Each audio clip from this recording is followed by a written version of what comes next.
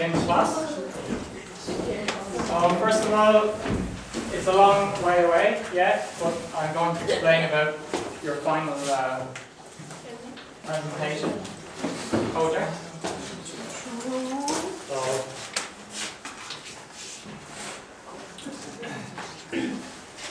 we're going to make a strategic marketing plan for selling a product in another country. So we have 3 members on each team. So you can post on the class notice board on the geisha pan. Do you know the geisha pan, the notice board? The name of your group members, or you can tell me. And you can choose product and choose country. So if you want, you can invent a product, or you can use a product which is already being sold, right? So you could say that you are selling some camera from a certain company, okay? Or you could invent a new product if you want, or just a product that it's your camera from your own company. So each country can only be used by one group. So we want to learn about, by watching your presentation, we can learn about selling in the US, or selling in the UK, or selling in Russia, right? So we don't want to have 2 people doing the same country. So you should choose a different country. So that's why we want to post it, or tell me. Then you come to me and say, I want to do the USA, and I say, oh, another group is already doing the USA. Choose another country, okay? Or product. So what is your paper content? First of all, you have to write a paper, is 20%, and then you need to make, presentation means just talk about your report. So often in business you have to do these 2 things, right? If your boss wants you to tell them about something, you're going to have to send them a kind of report, written report. They can read in detail if they want. But the boss might not have time, they're quite busy. They might not have time to read all your report. So they want a choice. If they have time, they'll read your report. If they don't have time, then at least they saw the presentation and they got the main ideas. Okay? So we're practicing that here. You're going to make a report. And based on your report, you're going to come here and tell us about your report.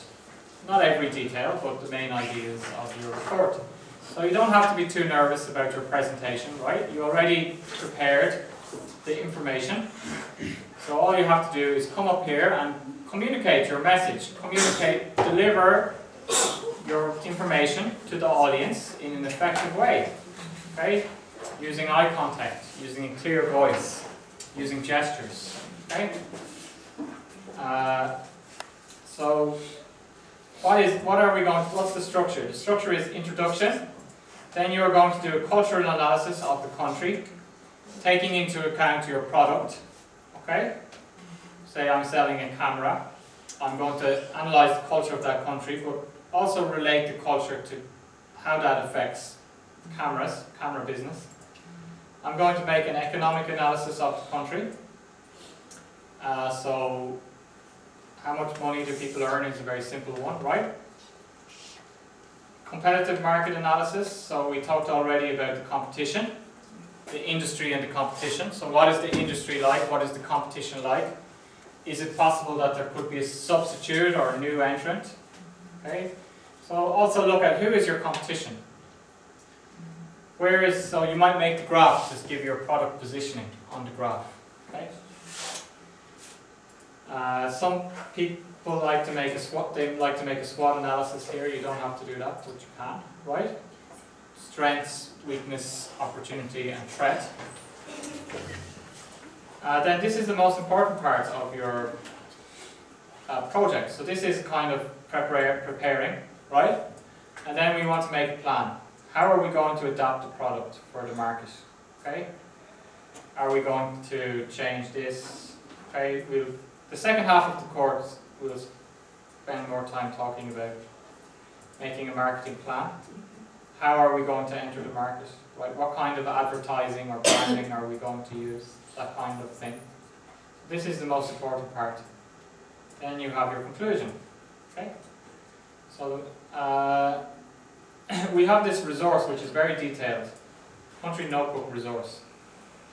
So This is on the website for the book. It's also in the book. If you buy the book, it's in the book. But if you go to the website, you can get this. I can't post this on my webpage because of the copyright, right? So you can get this on the webpage of the company. So it gives a more detailed help, right? Guideline for you. Cultural analysis. We're talking about culture at the moment. Geographical setting, right? Climate, location, topography. Is there any reason why Japanese and Korean people like cameras and taking photographs more than Western people? In Europe we have the stereotype of the Asian tourist taking pictures all the time, right? And I noticed in Korea people are much more interested in photography. Can you think of any reason for that? Cultural reason? So, for example, video games in Japan, one of the reasons they developed video games was they didn't have a lot of green spaces. The country is, like Korea, is quite mountainous. They don't have a lot of green spaces for playing soccer outside. So they can play on the video game inside. Okay? So you have Sony and Nintendo and so on. So we can have that kind of, even geography can affect the product. Okay? Education could be, is that relevant to your product? Do people, if I'm selling a camera, does people's education level matter? Sure. What would you say then? People don't have educated, they're less likely to take pictures, or do you think there's a relationship? You have to at least read. Hmm? You need to at least read. Yes. And some people don't simply, so. Okay. So some people need simpler devices than others. If the education level is very low, they need a simple device. Also for advertising, our advertising will have to be a lot of images instead of a lot of text. Okay? So we're looking at the culture of the country. So we're choosing which things are important, and we're finding out, we are going to make some report on that. We don't have to answer all these questions. For example, it says here religion. Which religions are prominent? That might not be important, so we might not have to add that in our report. Okay? So this is like a guideline, it's a help, it's a resource. It helps you to do your project. Okay? You can use this, you can add things which are not here, might be possible too. Language, some countries have different languages. Economic analysis. Do we have an old population or a young population? In Korea, do you have an older or younger population compared to the average? Older one, right? Korea and Japan has a higher percentage of older people than other countries. So we look at the birth rate, GDP,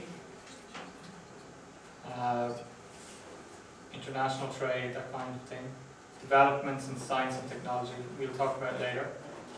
So far in the course we're studying about culture and studied about, just general marketing, local and so on. And we studied about the industry and competition. But we're going to study more later about the economy, and this part is the competitive market analysis, right? We will look at the market and so on, pricing strategy, compare our product and the competitor's product.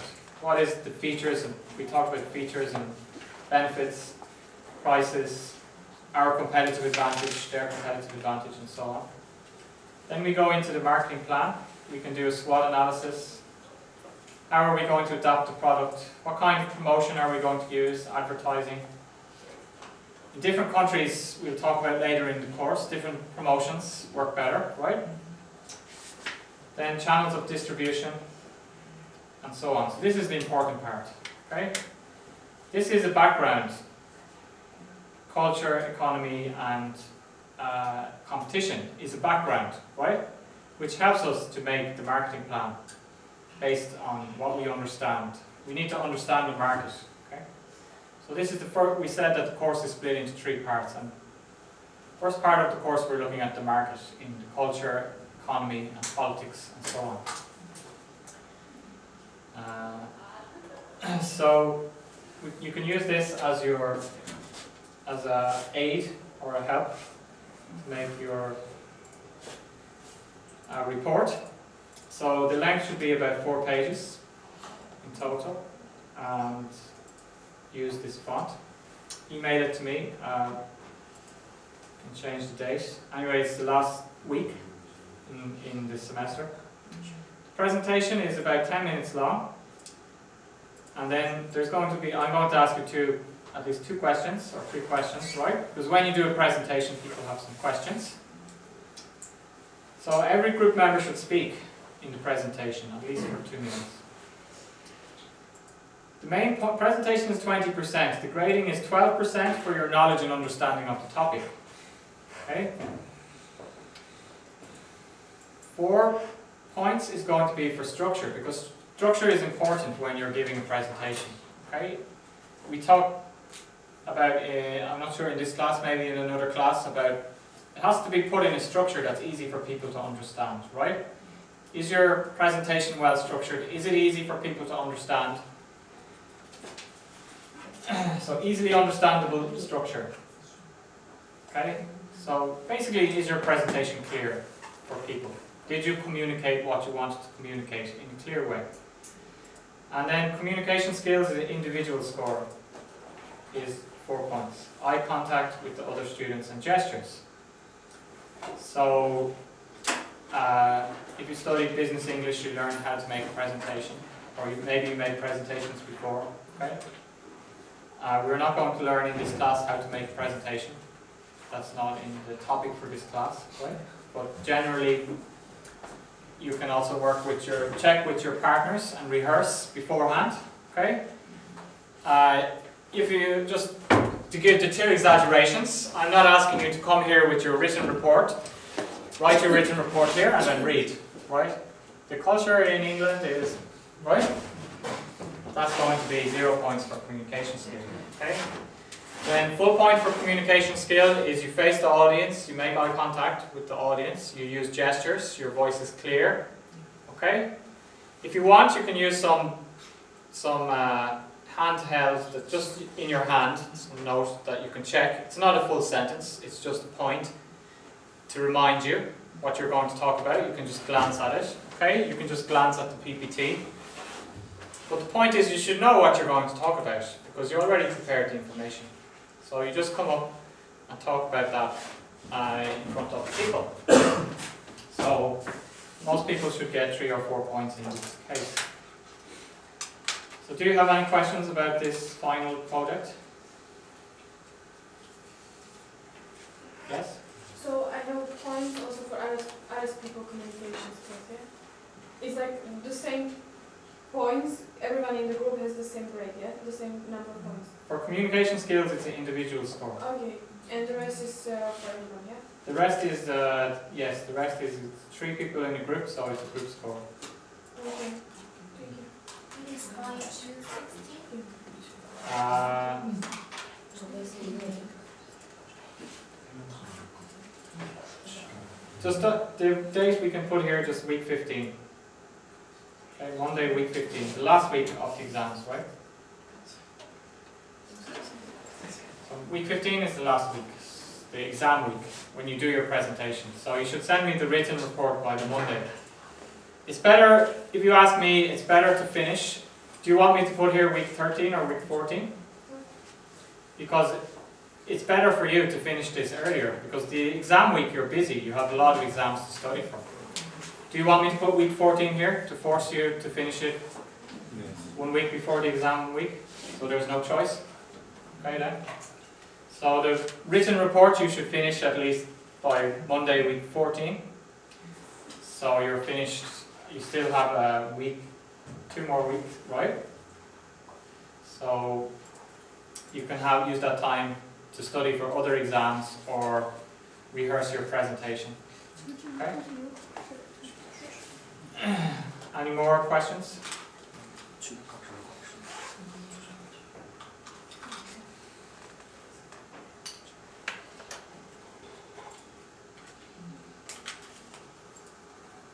you need some help, you can come to my office and ask me, okay?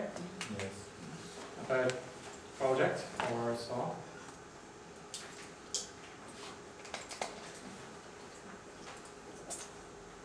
So just generally for these kind of things, you don't have to do it right now, but because we haven't finished talking about all the things yet, right?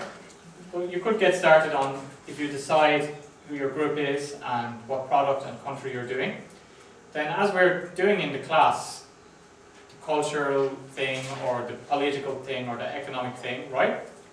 You could be thinking about your country, okay? Or you could finish the cultural part already, right? Because we're finishing the cultural part today. So you could finish the cultural part for your product already. So if you break up the work like that, it's easier than just doing all together at the end. So let's continue to talk about culture.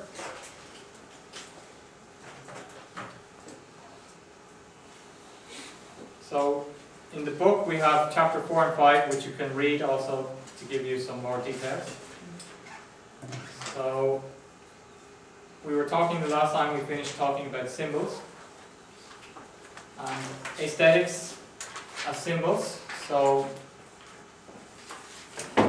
art, music, folklore, dance, dress.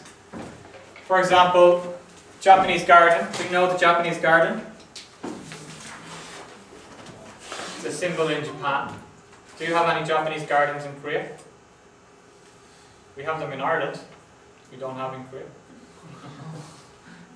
It has a lot of small plants, right? And very nice lakes and walkways. The Russian ballet is like an aesthetic of Russia. When people think of Russia, they think about Russian ballet. Can you guys do ballet? No? Okay, China, they have family altar. Korea and kimchi. People can associate kimchi with Korea. So insensitivity to aesthetic values can offend and create a negative impression. Would you be offended if I say kimchi is horrible?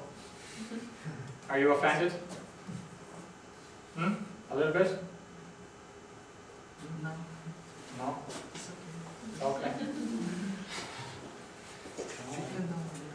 Depends on the person, right? But we should be sensitive about these kind of aesthetics in the country, what is important to them. Okay, so look at this picture and discuss with your partner. What do you see?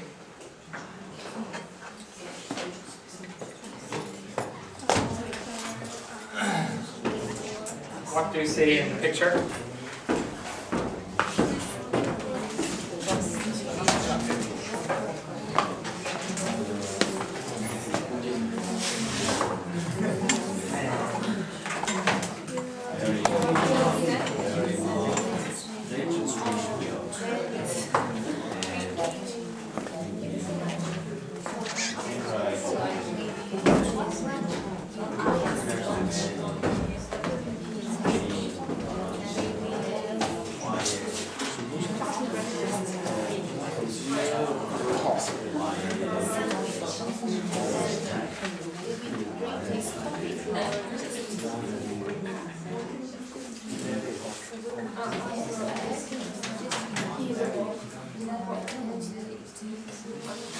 Okay, so Veronica, what can you see in the picture? Me? Yes? I see a fat man having a break during his work. Okay.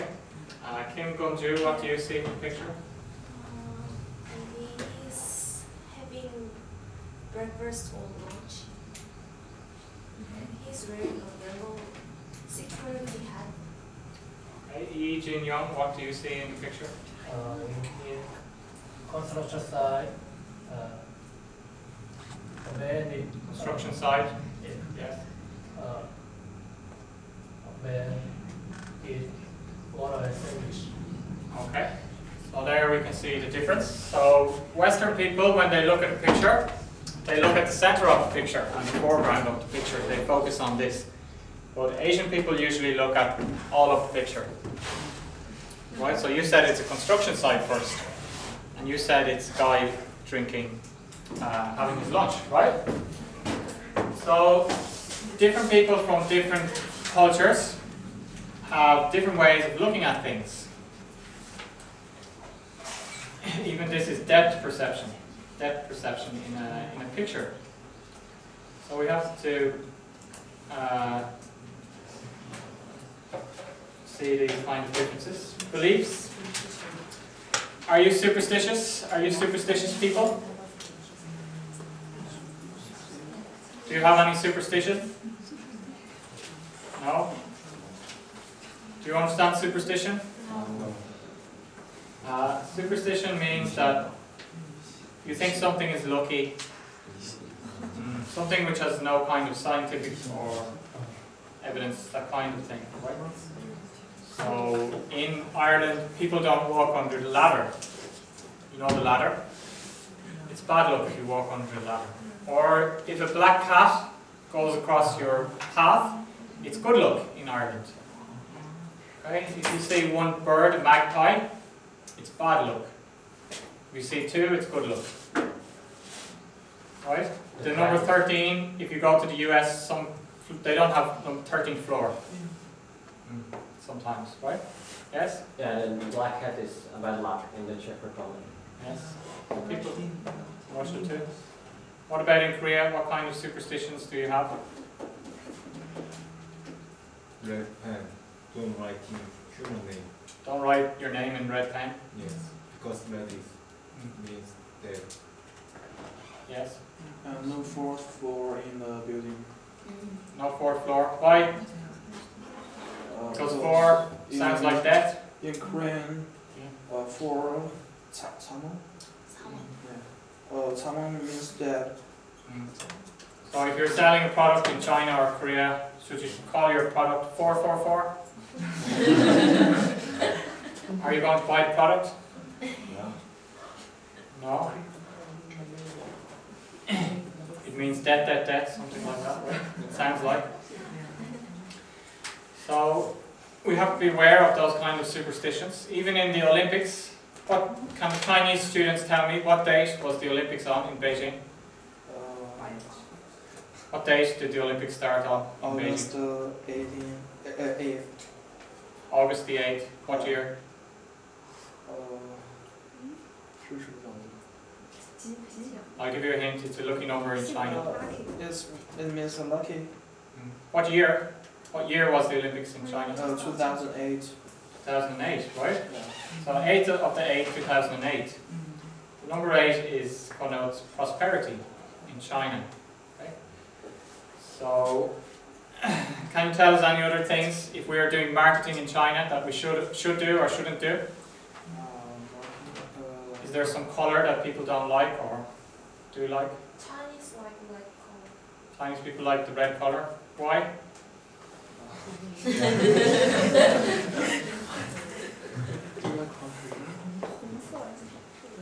Yeah, like red color and so many superstitions. I just can't remember it. China is quite superstitious. Yeah. You can't remember right now. Yeah. Can you remember? No? Okay. So some countries are more superstitious than others, and they have it's part of their culture. In Korea, you have the fortune tellers, right? Also in Korea, people go to the fortune teller. We don't have in the Western countries. Thought processes.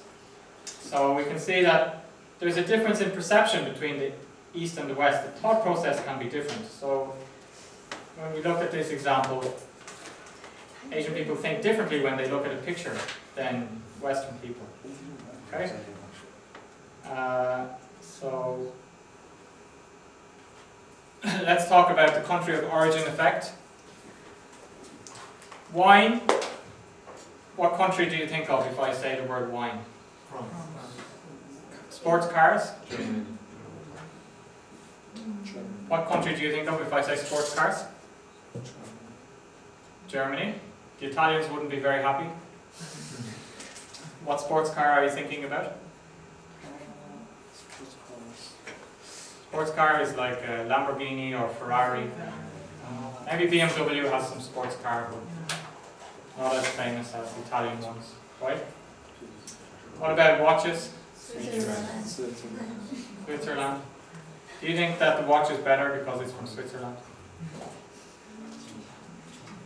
If I give you a choice, two watches, they look the same. This one is made in Switzerland, this one is made in Vietnam.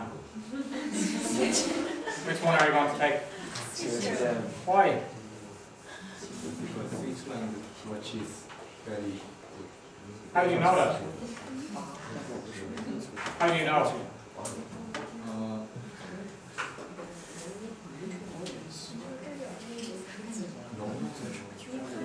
Tradition? Reputation or tradition, right? So that's important. Korean electronic, Japanese, first of all, Japan had the problem that China has nowadays with electronic products, right? 20 or 30 years ago. Korea had the problem 15 years ago. China has the problem today, right? People thought in the US in the 1980s that Japanese electronic products were very low quality. It's changed. Nowadays people prefer Japanese electronic products to American electronic products. Okay? So people have this bias or thinking about product based on the country it's from, which is a challenge for international marketers. Some of the Korean companies, if I ask, my mother has an LG TV or fridge, if I ask her, what country is LG from? She doesn't know, right? So some Korean company like LG made the strategy on purpose. They took away all the Korean relations to Korean in their marketing. So people would not know that they were a Korean company. Because at the time, in the early 90s or the late 80s, people had the negative idea of the Korean quality of the Korean product compared to the US or the Japanese product. Okay? So we can find that another way to do this is acquisitions. Chinese car company.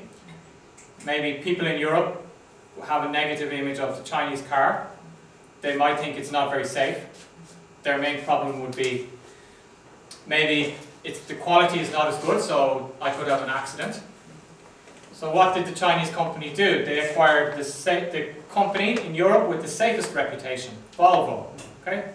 Volvo is a car company which is not very attractive. It used to look like a box. Do you know the Volvo car? But it's very safe. It's not built to be attractive, it's built to be safe. So the Chinese company acquired Volvo, and they used the brand name Volvo. And if you ask people who owns the company Volvo, maybe they think it's still Swedish. Perhaps they don't know that it's owned by a Chinese company. Okay? And then they can expand. They can use the Volvo brand name. The main reason they bought Volvo was not to make a profit with the business, because Volvo's business was not profitable, they were losing money. That's why they had to sell their company. But the Chinese company wanted to get the brand name Volvo. Now they can put the brand name Volvo on their cars, okay, when they sell them in Europe. So this is an effect which we have to understand and try to use to our advantage. For example, Chocolates El Rey, they produce the best quality cocoa beans in the world. It's in Venezuela. They sell their chocolate beans to all the chocolate houses in Europe. But nobody buys their chocolate, right? Consumers aren't willing to pay a high price for their chocolate because they're from Venezuela. And consumers think that great chocolate is made in Belgium or in Switzerland, okay? So they will pay a high price for the Swiss chocolate. But actually they're using the same beans, the same ingredients as the Venezuelan company. The Swiss company might say they do something different or they make it a little bit better.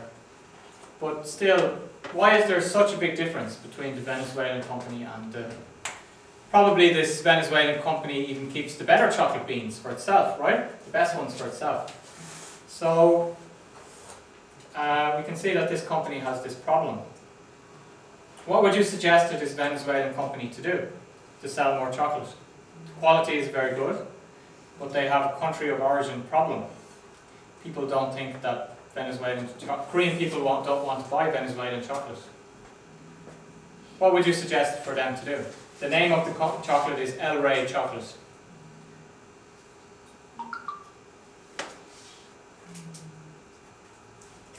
Yes? I would acquire a Belgian company, for example. Yes, they could acquire a Belgian company and change the name, right, to a Belgian name. El Rey sounds Spanish. Very Spanish, it means the king in Spanish. Or So, move the production to Belgium so they can write made in Belgium. okay. Yes. So start their own downstream, go to Belgium, acquire a company and start producing in Belgium, right? So on marketing, they could just try to not to show that they're a Venezuelan company, right? That's one way they could do that, especially in the short term.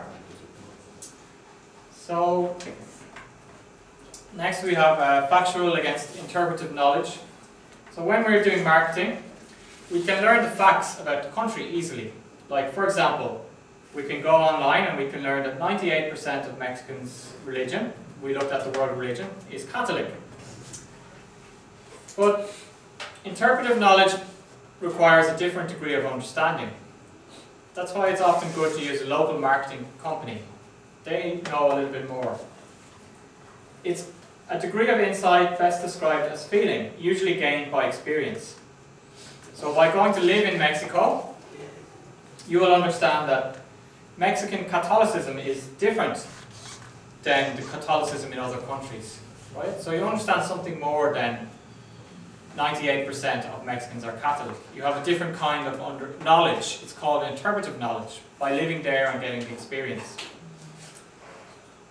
So for example, the Mexicans celebrate the Day of the Dead, which is quite a pagan festival, right? Not really Catholic festival, but they still celebrate that, and they tie it together with the Catholic religion. So, cultural sensitivity, we have to be aware of. Are you a sensitive person? There's a couple of meanings of sensitive. One meaning I'm a sensitive person is you tell me that I'm a bad teacher. Then I go home and I cry all night, right? I don't come to work tomorrow, I hide under my covers, right? I'm very sensitive, I can't take any criticism.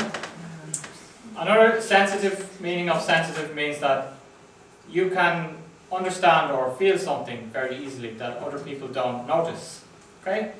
That's what we're talking about here. Okay, so being sensitive to another culture means that we understand the other culture, okay? So we don't have a problem. So for every annoying and strange trait we can see in another culture, foreigners can see one in ours.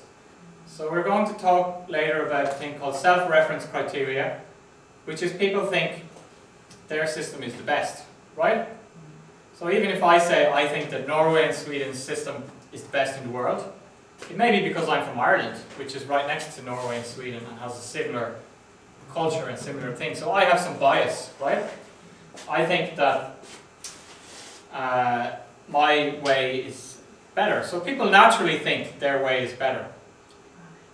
So if we want to work in international marketing, we have to try and get rid of that kind of way of thinking. And we have to understand the foreigners. So by being culturally sensitive means by being able to feel and understand other people's culture. It reduces conflict and makes for better relationships with people from another culture. So cultures are constantly borrowing from other cultures. So I can learn. If two cultures meet, I can learn the good parts. From them, they can learn the good parts from me. It's one of the reasons that the United States is seen as a good place for studying about management. Is the United States had a lot of different cultures which mixed together, right? So they learned from your culture, we take something, from my culture, we take something good, right? And we can mix the cultures together and find the good thing. We can see that with food. They mix, in the US it's very popular now, they mix Korean and Mexican food. they put the kimchi on the fajita, right? Or the taco. Yeah. In Los Angeles it's quite popular. So if we mix things together we can... So we have to understand there's also... Our culture has positive and negative things. And the other culture has positive and negative things too. So we can learn from the positive things from the other culture. So sometimes we think places can be similar because they have a common language. So even a common language does not guarantee the same interpretation of a word or phrase. So we have some differences between British and American English. Okay? We use different words, and a word that we say in British English could have a slightly different meaning in American English. And just because something sells in one country doesn't mean it will sell in another. So we think that, well, I sold this product very well in Denmark, so it's going to sell in Ireland or the United States. Might not be true. Even in the EU, even if you look at the face of the people in the EU, if you look at somebody from Italy and somebody from Germany, they're only a small difference apart. But the German person could be blonde with blue eyes, and the Italian person could be dark-skinned with brown eyes, right? So even in Europe you can see that even the look of the people in just a short distance can be very different. So especially in Europe, we can't just say that one country France is buying our product, so it's going to be the same in Denmark, which is only a few hundred kilometers away. So, cultural change and innovation. So, how disruptive is the innovation to present values and behaviors, and of how much interest is it to society? These are the ways that we are going to decide if the innovation is accepted or not. Okay? So if it is very disruptive to our present values and behaviors, but not much benefit for society, will people accept this innovation?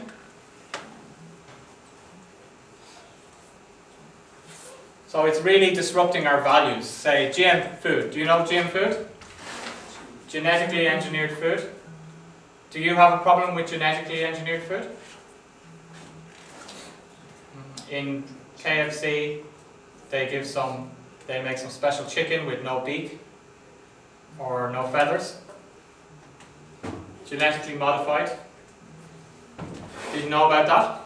Especially in the US, it's very popular. You can see really big tomatoes or watermelons because they changed the genetics inside. Do you understand genetics, like DNA?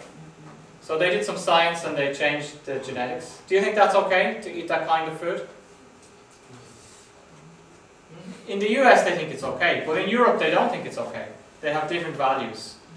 Okay? So, is this a benefit? Yes. KFC can sell their chicken more cheaply because they don't have to cut off the beak and cut off the feathers off the chicken, right? The farmers can have less diseases in their crop. The tomatoes can be bigger. Crops can be bigger, more healthy. So we get a benefit. But is it worth the disruption to the values? In the US they say yes, it is. We don't really mind. But in Europe they say no. In Europe they don't like this idea of the GM food. So it's against their values. So the benefit of the GM food is not high enough for them to accept it. Okay? As well as in the US. So another one is fast food. In some countries they don't eat much fast food. Do Korean people eat fast food? A lot? Like McDonald's or Burger King? Lotteria? Yes. Do you guys eat Lotteria or McDonald's a lot? How often do you eat fast food?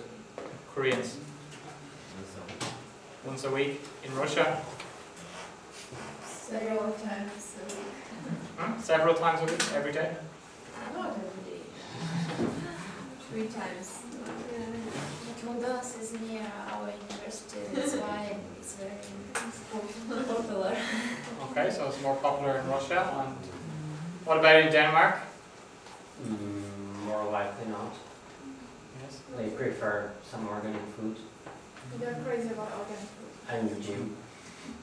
Okay. So again, fast food has some problem in that it's not very healthy, right? It has a lot of fat. So it depends on the culture of people, whether they accept this fast food or not. Whether they accept this innovation. So we have a new innovation. So we have to think, does this innovation affect people's values and behaviors? Much. Do they need to change their behavior, change their values to use our innovation? And then, is it very useful for them? So we can ask them. We can do some market research. We can ask them, is this product useful? And so on. We can also bring about plan change. So we can determine which cultural factors conflict with our innovation and try to change them. So for example, if we look at Fidelity Investments in Japan, they saw that Japanese people don't like to invest in stocks. When I was in the US, most US people own some stocks, and they talk about it, right? My co-workers told me, some co-workers own stocks in Apple, some co-workers own stocks in Google, right?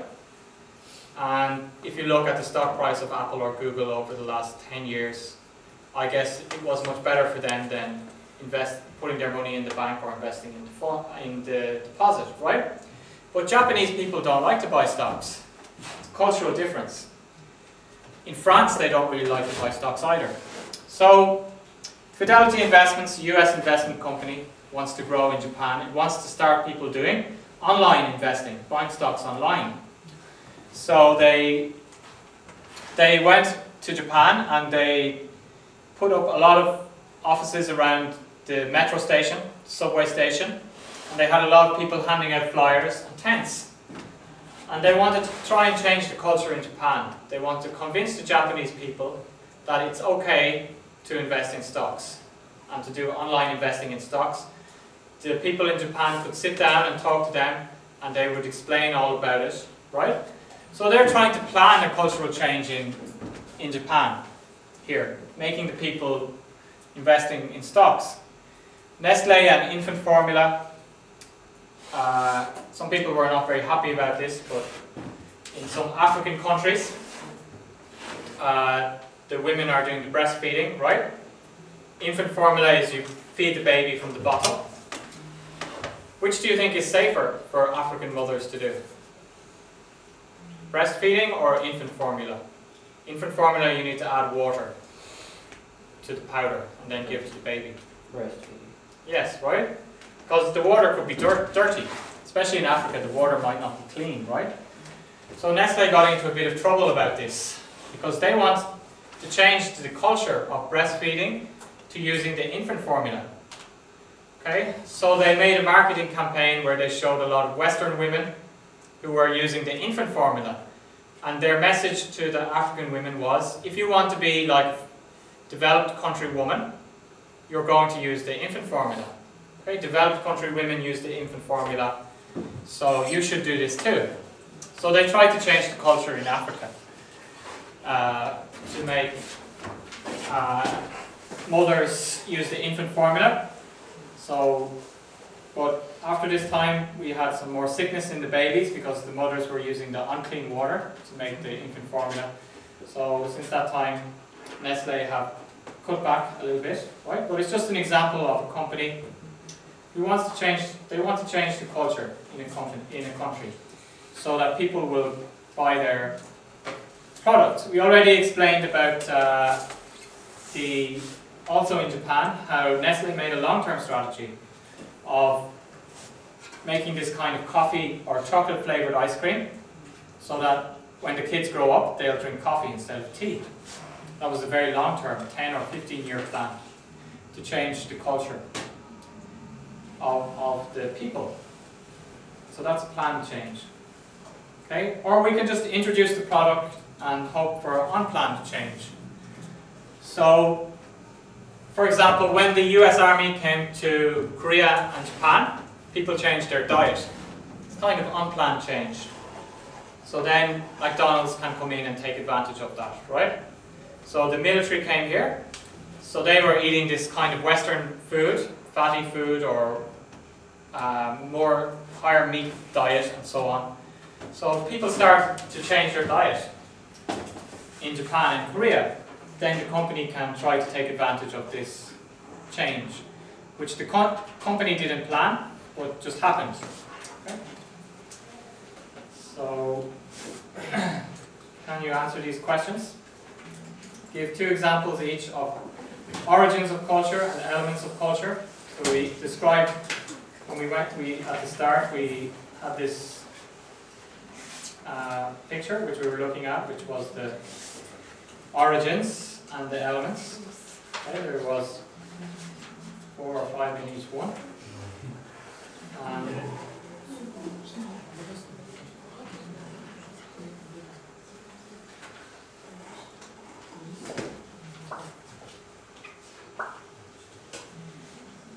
Why is it important for a foreign marketer to be culturally sensitive?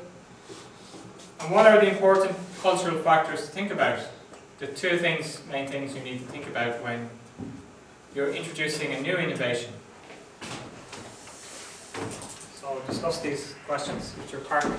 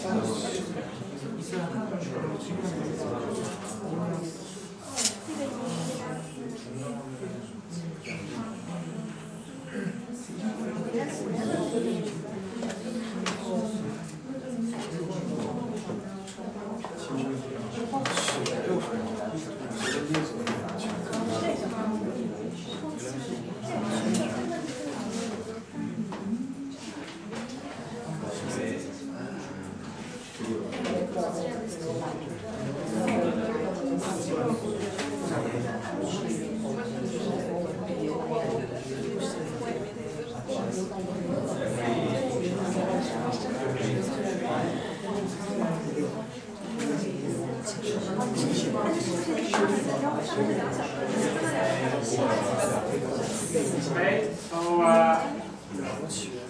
Chan Yong Hun, Chang Jung Shin. Can you answer the first question?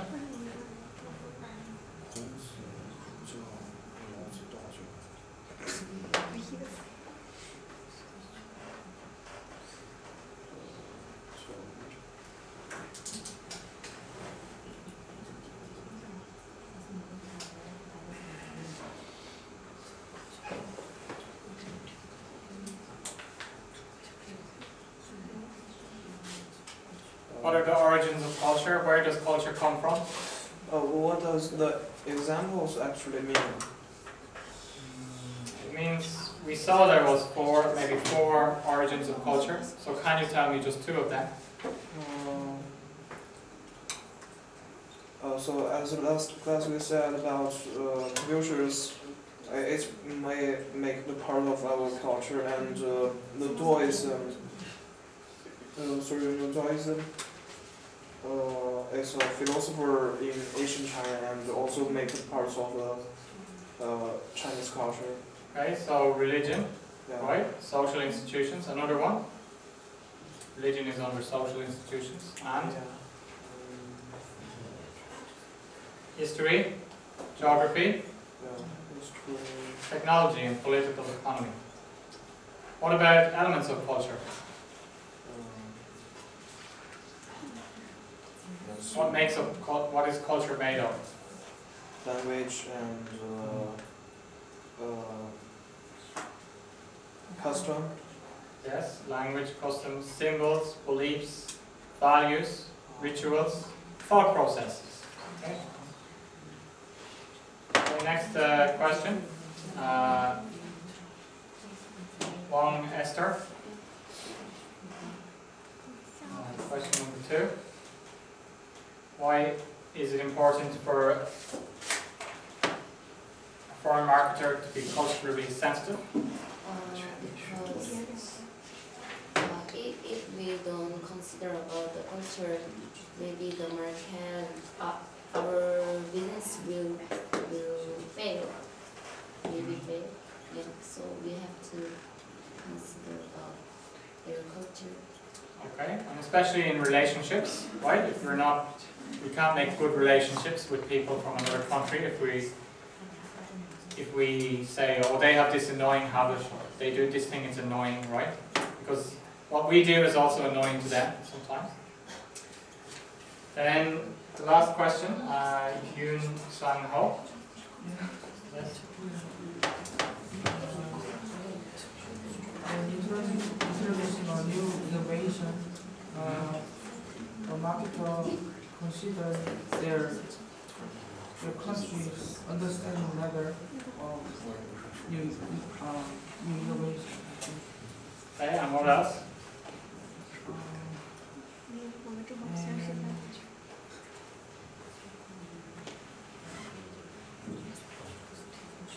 We look back at this slide. We have 2 questions to ask. First question was disruptive. Do you understand disruptive? How disruptive is the innovation to people's values and behaviors? Disruptive means how much is it going to make them change? Do they have to change their values? Do they have to change their behavior? And the second question, how much interest or how much benefit is it to society? Okay? So we need to answer these 2 questions, and it should be more benefit to society than disruptive to people's values and behaviors in order to get a new innovation. Okay, so let's take a break now for 10 minutes.